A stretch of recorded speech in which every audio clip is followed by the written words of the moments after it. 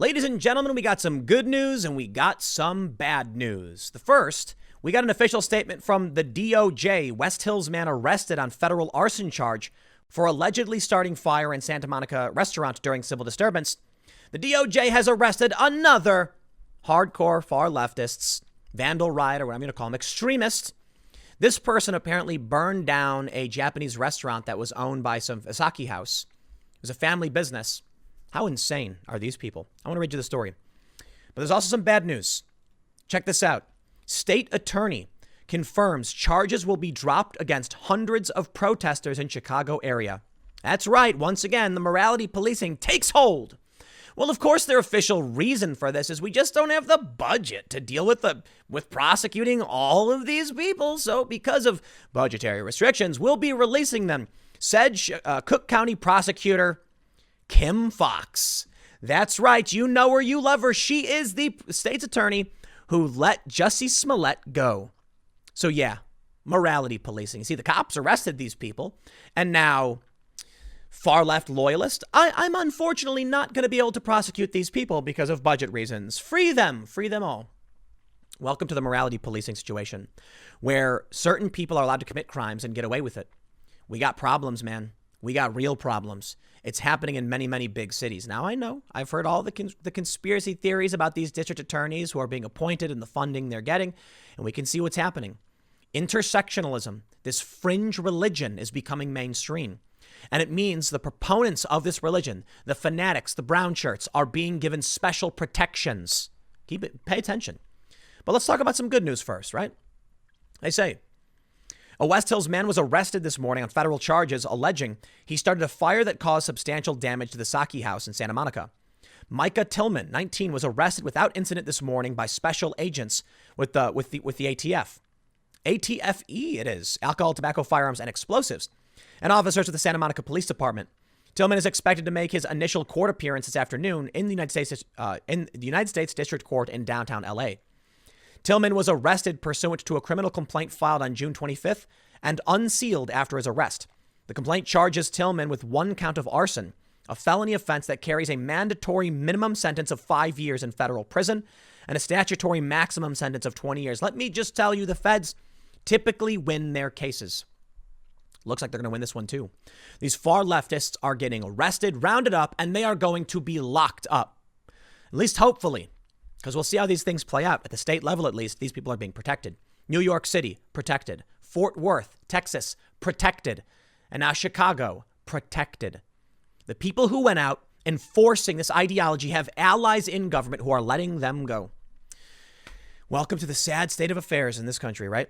They say in this story still, investigators at the Santa Monica Fire Department determined there was a fire caused by a red object that Tillman allegedly placed in the restaurant. Tillman was identified by detectives with the Santa Monica Police Department, who reviewed numerous security videos and social media posts. Tillman was also linked to the fire when investigators uncovered a video showing his white Ford Explorer parking next to the sake house 4 minutes before the fire started. All right, so there you go. Dude's getting arrested, right? Well, on to the bad news. The Examiner reports hundreds of protesters in the Chicago area will have charges against them dropped in the wake of national unrest that was sparked following the May 25th death of George Floyd. Cook County State Attorney Kim Foxx said that while violent offenders, which include some looters, will be prosecuted, up to 817 protesters who had minor charges against them will be off the hook. And there it is, man. Your business is shut down. The economy is starting to recover, mind you. 4.8 million new jobs have come back. Stock market's rallying, so it's still good news. But they're telling us the 4th of July celebrations are tomorrow night and the following night. And they're saying, don't go outside. Don't celebrate. Don't celebrate your nation and what you believe in and what you care about. But the protesters, they're okay. Drop the charges against them. Those 817 represent nonviolent offenses. Offenses that in some cases would be considered ordinance violations outside of the statute. So give them a fine, Foxx said. Also, they don't involve crimes of violence or allegations involving a victim. About 200 offenders will continue to face charges related to looting, which Foxx plans to prosecute. At least you're getting that much. Foxx cited a lack of budgetary resources to extend full prosecutions of minor incidents. According to Chicago's Fox 32, She cited the same reasoning after she made the decision not to prosecute shoplifters caught with less than $1,000 worth of stolen merchandise. The decision comes amid Cook County Board President Tony Preckwinkle's announcement this week to cut the prosecutor's budget by 10%. Listen, I understand they're minor offenses, and I think in many ways nonviolent offenders should mostly get a slap on the wrist. But you can't just let all of these people go. That's an activist strategy to overwhelm the system on purpose, and we can't have it succeed. Is it really going to cost you that much money to just enforce the minor violations, the fines or whatever? Now, at least she's going after the looters. That I can respect.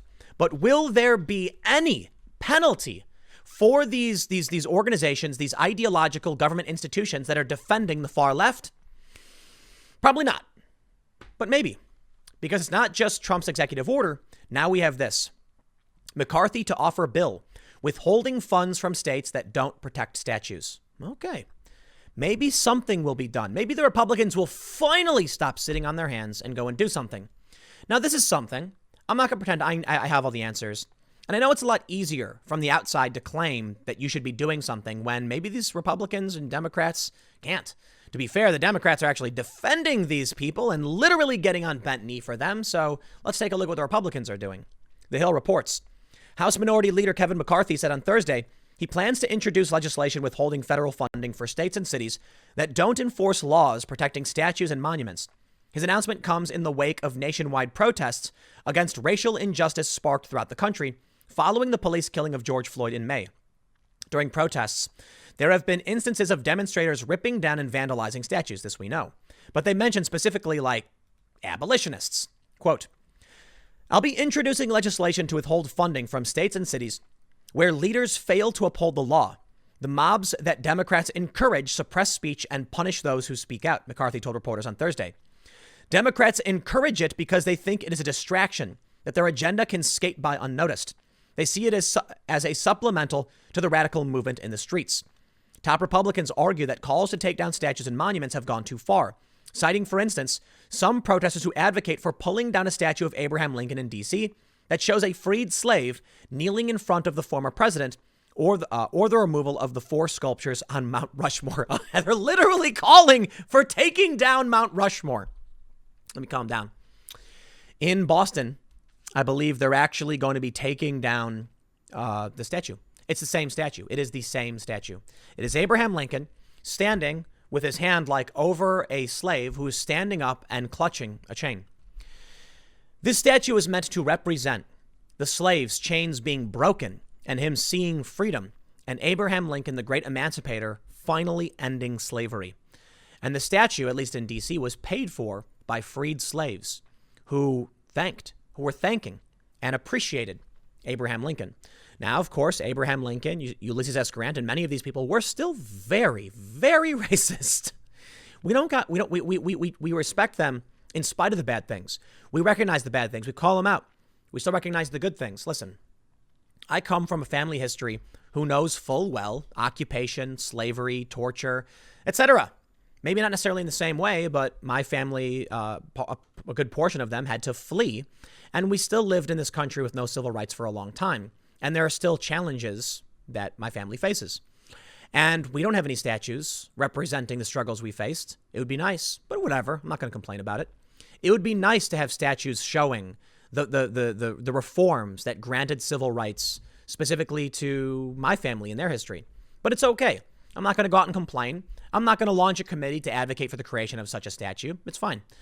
I'm not going to pretend to know how these people feel because I think there's a good argument made about the statue in general. The idea is there shouldn't be a statue signifying that anyone needed to be granted their freedom in the first place, as if someone had control in the first place. But while I can respect that feeling, I can also respect who paid for the statue, who wanted it to be there, and what regular people, the average person, thinks about it. And you don't have the right to tear it down just because your feelings are hurt. So anyway, Kevin McCarthy, it's less about the tearing down of the statues and more about the vandalism.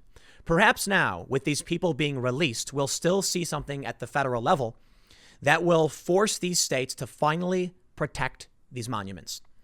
The general idea being if they don't, they can't get funding. Trump said something similar with his executive order and the task force. They're going to be going after extremists in general. But the other idea was that If these states want federal funding, they have to agree to protect public property, statues and monuments, regardless, Confederate or otherwise. Trump actually asked to have one of the Confederate statues replaced, like put back up. And while it is the funniest thing. It's like I have these left-wing people criticizing me for saying this over and over again. Yes, the statues should come down. No, they shouldn't come down through violence. It should be voted upon. Look, I'll tell you what. You want to take down any statue anywhere? That's fine, as long as people vote for it. You vote for it, you agree to it. What do you want me to say? If everybody in this country voted and agreed that Mount Rushmore should come down, what are we supposed to do? Are we supposed to be like, no, the minority dictates? Sometimes it does. But for the most part, I believe that if the people actually go through a democratic process and make a decision, be it reform or otherwise, then we make those changes. We've gotten rid of things that are offensive. We've gotten rid of bad laws that were considered institutions of this country for a long time. So while we may look back at Mount Rushmore, and I would certainly vote to defend it, you may come to a point where people vote to remove it. I disagree with that idea. But hey, Mount Rushmore is not a symbol of the Confederacy or slavery. It's a symbol to the good side of this country, the Union, who won. It's a symbol of the birth of a nation that won. We won, and we ended slavery. But you get the point. Maybe this will be some action that will actually put some pressure on the far left as these cities and localities release them. Well, at least Bill Barr is doing something, huh? Anyway, I got one more segment coming up in a few minutes, and I will see you all shortly.